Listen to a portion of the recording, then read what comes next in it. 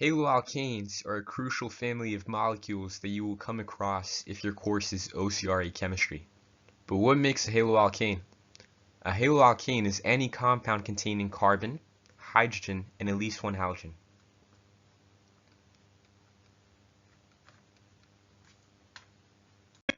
Haloalkanes are reactive due to the polarity of the CX bond.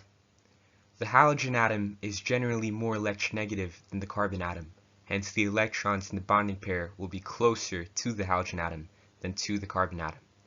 This means that there will be a partial positive charge on the carbon and a partial negative charge on the halogen. The partial positive charge on the carbon has the potential to attract something called a nucleophile. A nucleophile is an atom or a group of atoms that is attracted to an electron deficient carbon atom, where it donates a pair of electrons to form a nucleophilic bond. However, in the exams you can simply define it as an electron pair donor. Some notable nucleophiles are hydroxide ions or ammonia molecules, but today we will be focusing on water molecules. When a haloalkane reacts with a nucleophile, the halogen atom of the haloalkane is substituted with the nucleophile. This is called nucleophilic substitution.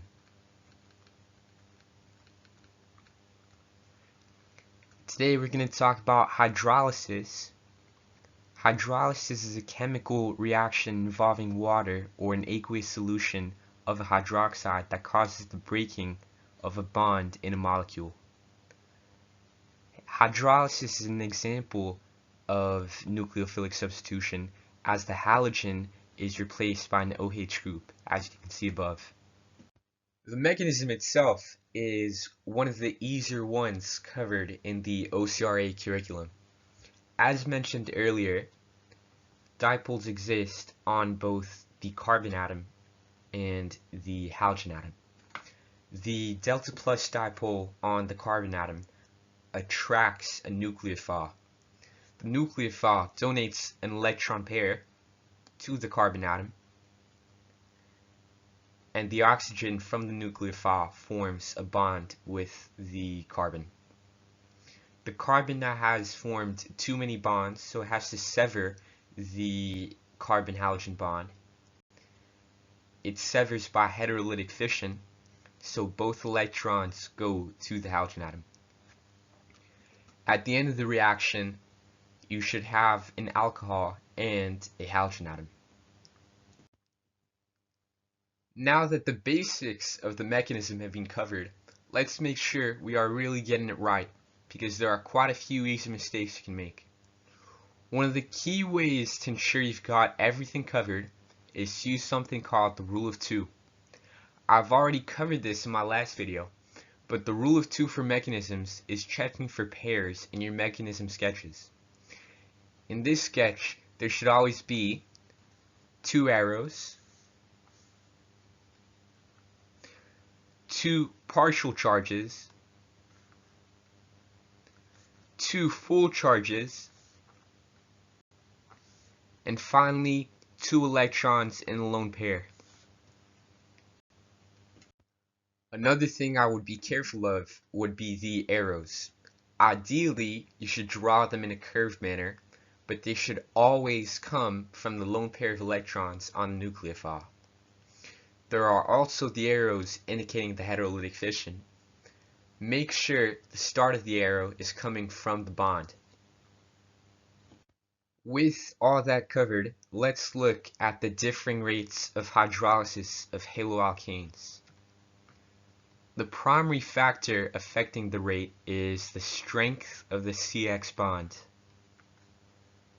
The bond enthalpy decreases down group 7, so it's going to require more energy to break a CCl bond than it is to break a CBr bond.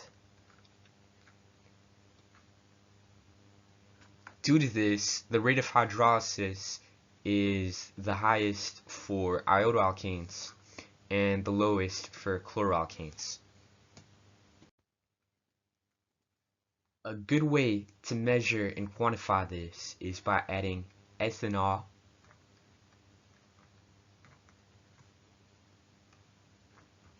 and aqueous silver nitrate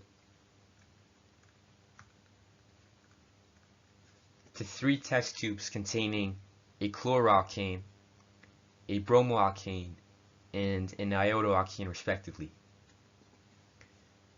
The silver nitrate is aqueous. This provides water for the hydrolysis of the haloalkanes.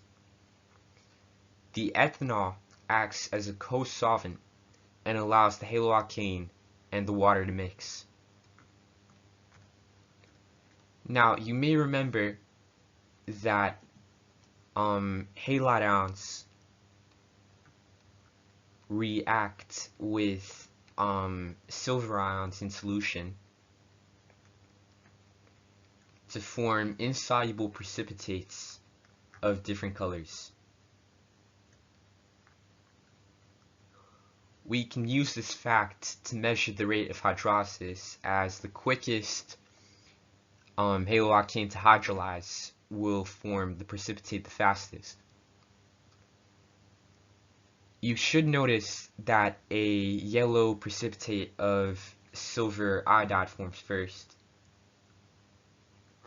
followed by a cream precipitate of silver bromide, and finally a white precipitate of silver chloride.